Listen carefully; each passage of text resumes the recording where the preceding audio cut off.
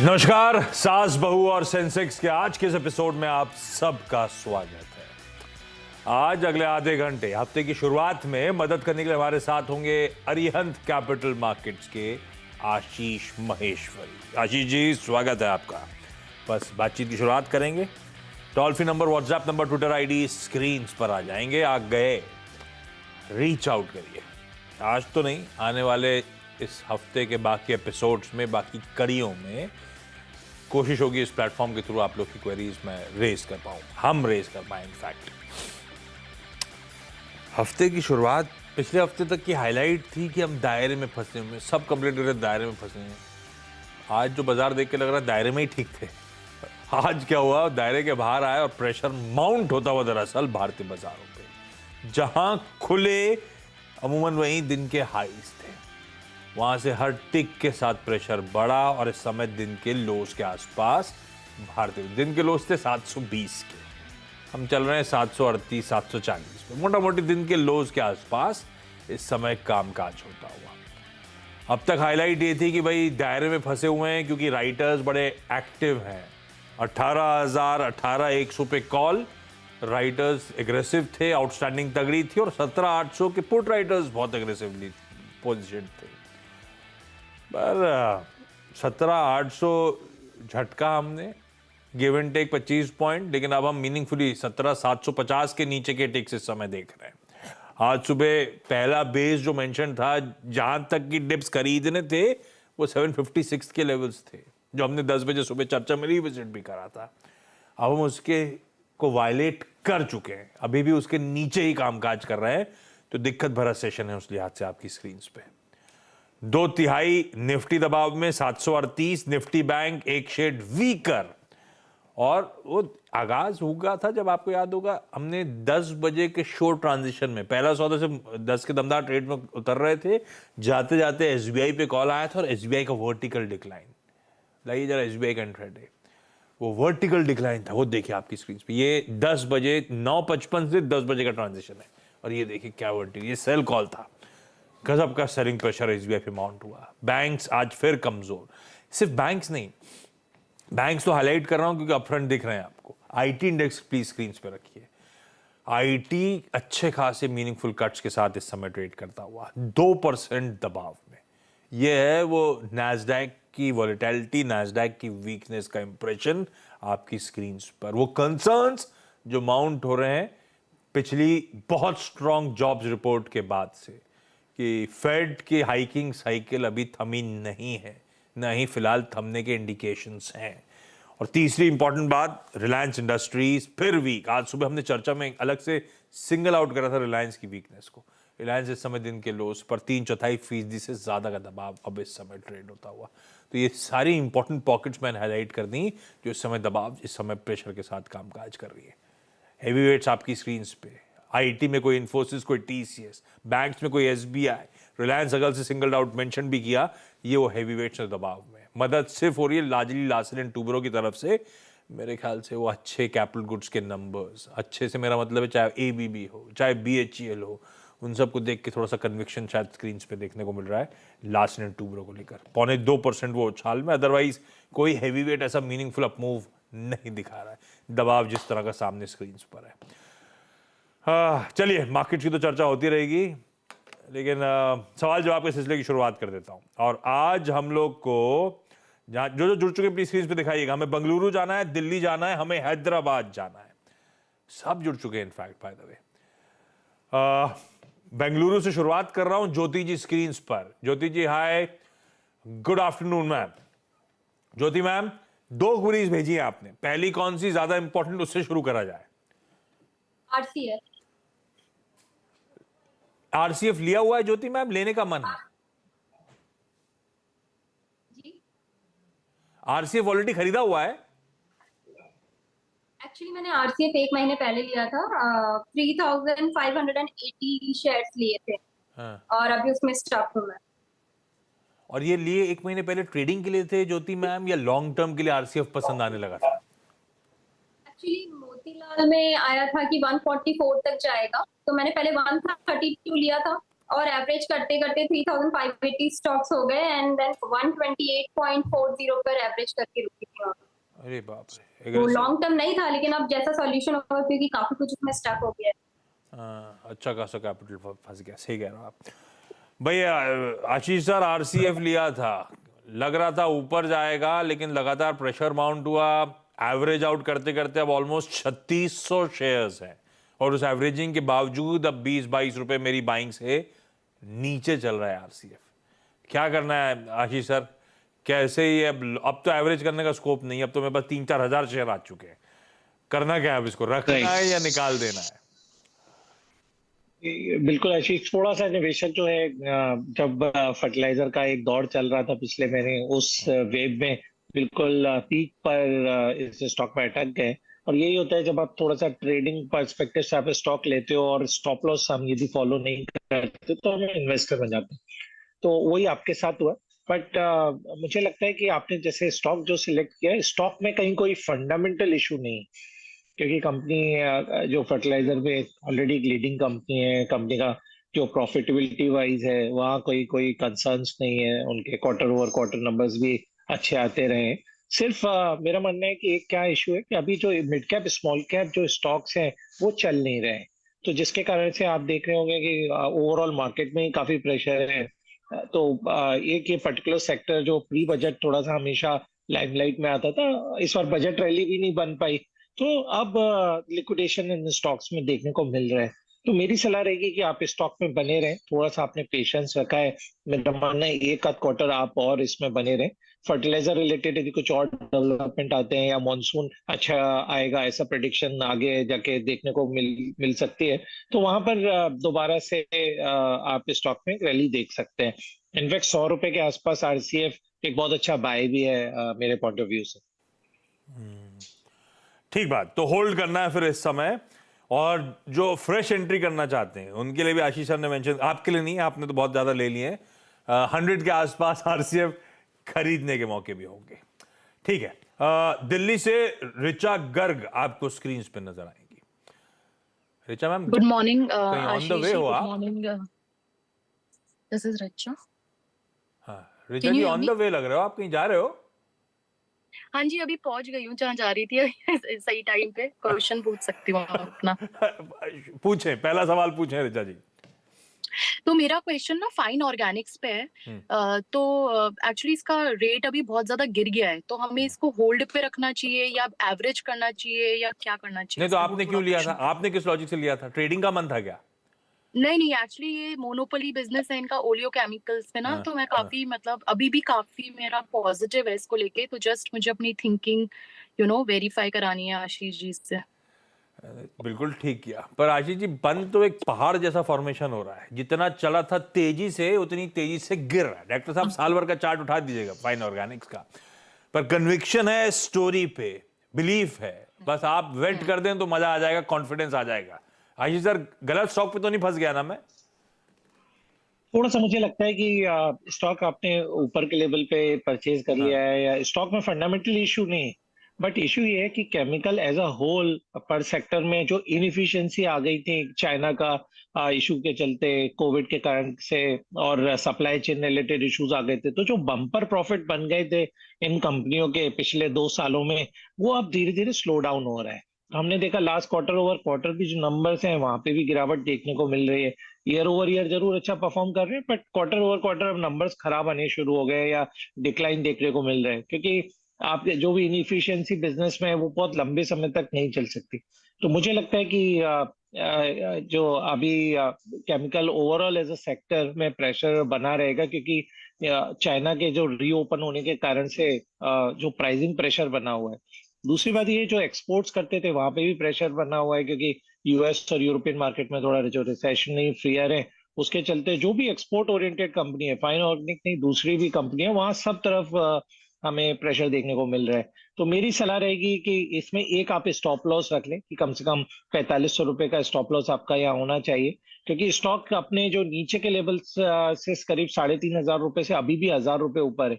तो आप देखें अभी भी काफी पैसा बन रहा है लोगों का, और जब वो निकलेंगे इस स्टॉक में, यदि एक आध क्वार्टर नंबर और खराब आया तो आपका और लॉस हो सकता है। तो 4500 रुपए का स्टॉप लॉस रख के टाइमिंग होल्ड करने की सलाह। बिजनेस सही हो सकता था, टाइमिंग रिचा मैम थोड़े से गड़बड़ हो गया, हमने थोड़े से रिच वैल्यूएशंस पे ले लिया।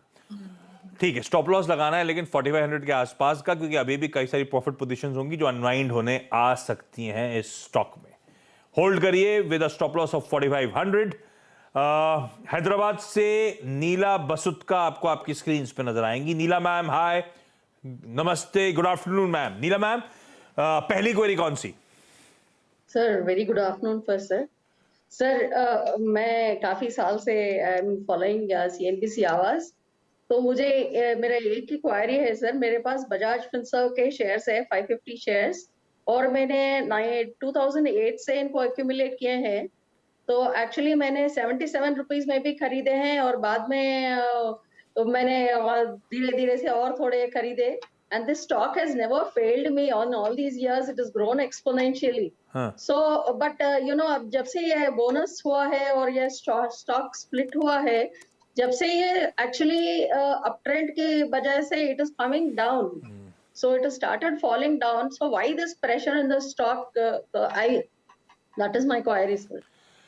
हाँ, अच्छा सवाल है। ये 180 रुपए से खरीदा हुआ, ये एडजस्टेड भाव है कि पुराना भाव है? जब 180 पे खरीदा था उसके बाद एडजस्टमेंट सब आ चुके हैं?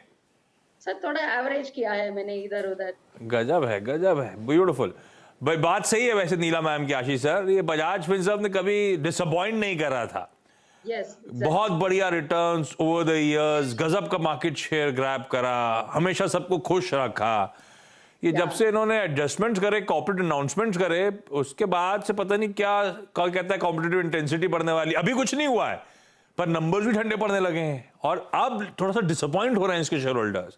मैम की बाइंग लेवल बहुत अच्छी है, कोई कंफर्ट है, एक्विजिशन कॉस्ट बहुत अच्छी है, उसमें कोई दिक्कत नहीं। पर ये बजाज फिनसर्व में इस तरह की वीकनेस अब आ क्यों रही है और कितना और गिरेगा? क्या मूड बन रहा है? फंडामेंटली कॉल क्या बन रहा है बजाज फिनसर्व पे? देखिए क्या होता है, जब तक शेयर महंगा होता है और जब उसका डिनोमिनेशन बड़ा होता है तब तक बहुत ज्यादा रिटेल ट्रेडर उसमें एक्टिव नहीं होते हैं और वो स्टॉक में कम वॉल्यूम के साथ में मेंटेन रहता है। अब क्या हो गया है कि ये स्टॉक में हर एक के लिए बिल्कुल एक्सेसिबल स्टॉक हो जाता है, तो काफी हम देखते हैं कि चर्निंग स्टॉक में काफी बढ़ जाती है रिटेल ट्रेडर्स की तरफ से। तो एक तो रीजन ये है कि जब भी आप देखेंगे कि बड़ा स्टॉक यदि छोटे में कन्वर्ट होता है तो बिल्कुल सिनेरियो चेंज हो गए, और जो उनका पर्पस रहता है कि ज्यादा पार्टिसिपेशन रिटेल का बढ़े, वो ट्रेडर्स का पार्टिसिपेशन कहीं ज्यादा बढ़ जाता है इन्वेस्टर के कंपैरिजन में।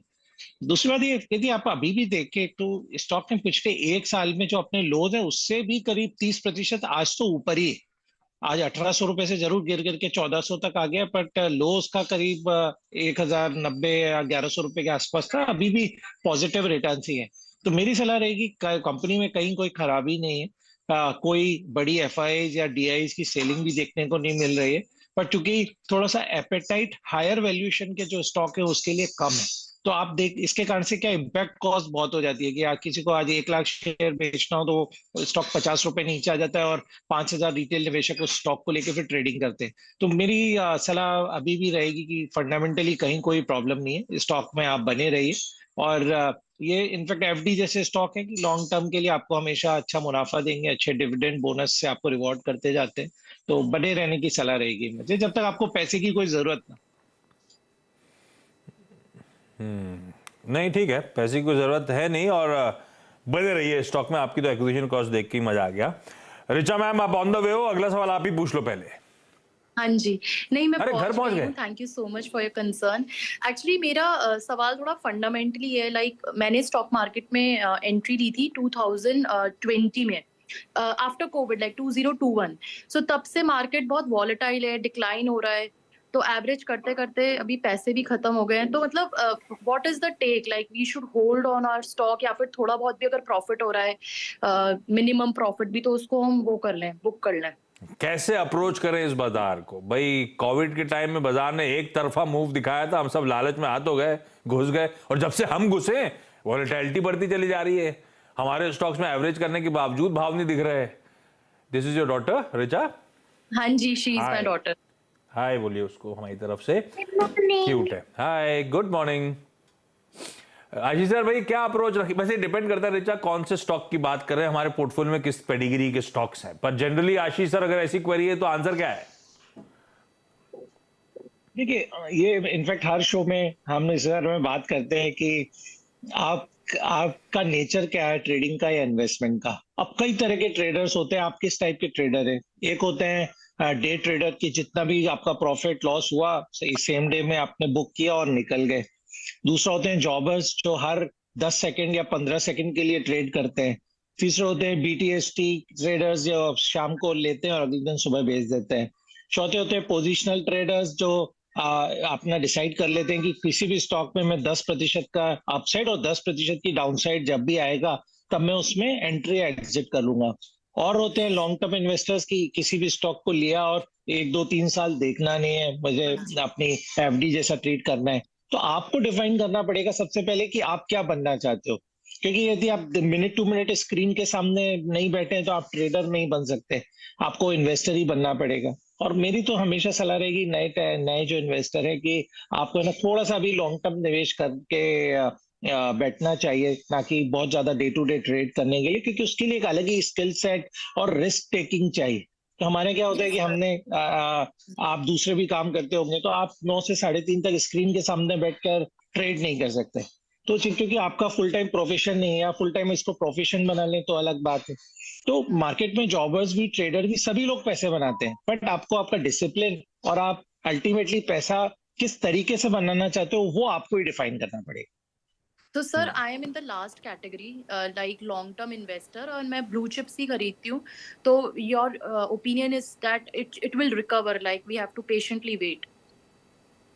बिल्कुल, आपको पेशेंसली वेट करना चाहिए। और क्योंकि जहां जहां स्टॉक में इंस्टीट्यूशनल होल्डिंग ज्यादा रहती है वो ओवर पीरियड ऑफ टाइम क्या होता है, जैसे अभी गिर रहे हैं ज्यादा ब्लू चिप स्टॉक्स, तो इंस्टीट्यूशनल इन्वेस्टर नए स्टॉक बाय नहीं करते हैं। वो जनरली अपनी एनएवी को प्रोटेक्ट करने के लिए उन्हीं स्टॉक को ओवर पीरियड ऑफ टाइम नीचे के लेवल पे जमा करते रहते हैं, ताकि वो जब वो स्टॉक बढ़े तब उनको उसमें सफिशिएंट मुनाफा मिले।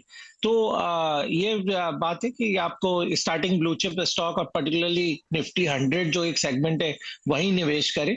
और एक जैसा मैंने कहा कि या तो आप अपना रिटर्न डिफाइन कर लें कि एफडी का आज 1 साल का रिटर्न यदि 7.5% मिलता है और कोई भी आप निवेश कर रहे हैं जिसमें 15% आपका रिटर्न बन गया, तो आपका पोस्ट टैक्स 11-12% बन गया, तो वो आपको बिल्कुल निफ्टी 100 के कई सारे स्टॉक ऐसा रिटर्न दे सकते हैं। बट तब आप एक रूल बनाइए कि 15% रिटर्न जब भी मुझे बने 1 साल में, तब आप उस स्टॉक से एग्जिट करके दूसरे स्टॉक में शिफ्ट करें। ओके, अब मैं क्विकली बाकी दोनों क्वेरीज दे रहा हूं। आशीष सर बहुत जल्दी जवाब देंगे अपन लोग। ज्योति मैम अगला सवाल कौन सा? या एसएचके के बारे में पूछना था। वो 141 पॉइंट कुछ लेवल्स पे मैंने एवरेज करके रखा है और वो गिरता ही जा रहा है, तो उसके बारे में अगर आप कुछ आइडिया दे सकते। एसएचके का आशीष सर फंडामेंटली व्यू क्या? स्टॉक के बारे में कोई बहुत ज्यादा हम लोग बात नहीं करते हैं, बहुत थोड़ा सा लिक्विड सा स्टॉक है। कोई बहुत ज्यादा रिसर्च रिपोर्ट्स भी नहीं नजर आती, क्योंकि बड़ा नैरो रेंज में स्टॉक घूमता रहता है। और यदि मैं नतीजों पे नंबर जो उनके क्वार्टरली नतीजे देखूं तो लास्ट क्वार्टर में सितंबर से दिसंबर में बहुत सिग्निफिकेंट फॉल आया, 25 करोड़ से 13 करोड़ का ही मुनाफा रह गया। तो जिसके कारण से आप देख रहे हैं स्टॉक अपने 52 वीक लो पर ट्रेड कर रहा है। तो मेरी सलाह रहेगी कि आप स्टॉक में से निकल जाए, और मैं आपको सजेस्ट करूंगा इसकी बजाय टाटा स्टील या बैंकिंग सेक्टर से IDFC bank, IDFC first bank जैसे स्टॉक में आप निवेश कर दें, तो स्लो एंड स्टडी आपको वहां रिटर्न बन जाएगा। नीता मैम अगली query quickly. Sir I have got Tech Mahindra, मैंने 125 शेयर्स खरीदे हैं at the rate of 1010। I just want to know about the target of the share sir. Ashish sir Arihant capital का target क्या है 12 महीने का टेक महिंद्रा का? इसका लक्ष्य जो हमारा 12 महीने का है वो 1150 रुपए के आसपास है, और इसको बिल्कुल आप पेशेंटली होल्ड कर सकते हैं। मेरा मानना है जो उनका इतना बड़ा डील्स का पाइपलाइन है वो उन्हें हेल्प करेगा आगे जाके अच्छे नंबर आने के लिए, क्योंकि लास्ट क्वार्टर उनका इतना अच्छा नहीं रहा था compare to peer set, but आगे जाके अच्छा परफॉर्म करेगा, क्योंकि 5G का जो बिजनेस है प्लस उनके जो पाइपलाइन बनी हुई है वो आगे जाके बिल्कुल अच्छे नतीजे देगी। तो इनफैक्ट कोई नए इन्वेस्टर भी कोई आईटी स्टॉक में एंट्री करने का सोच रहे हैं तो टेक महिंद्रा बिल्कुल बॉटम पे अवेलेबल है, बाय करना चाहिए। रखिए मैम, होल्ड करिए। बजाज फिनसर्व, टेक महिंद्रा, बढ़िया निफ्टी कंपनी में आपने निवेश कर रखा है। आशीष सर कह रहे हैं होल्ड करना है। Jyoti ma'am, Richa ma'am, Neela ji, thank you so much जुड़ने के लिए। आशीष सर, बढ़िया तरीके से सारी क्वेरी सॉल्व करने के लिए आपका भी धन्यवाद। क्विक छोटा सा ब्रेक के उस पर एक क्विक मार्केट चेक।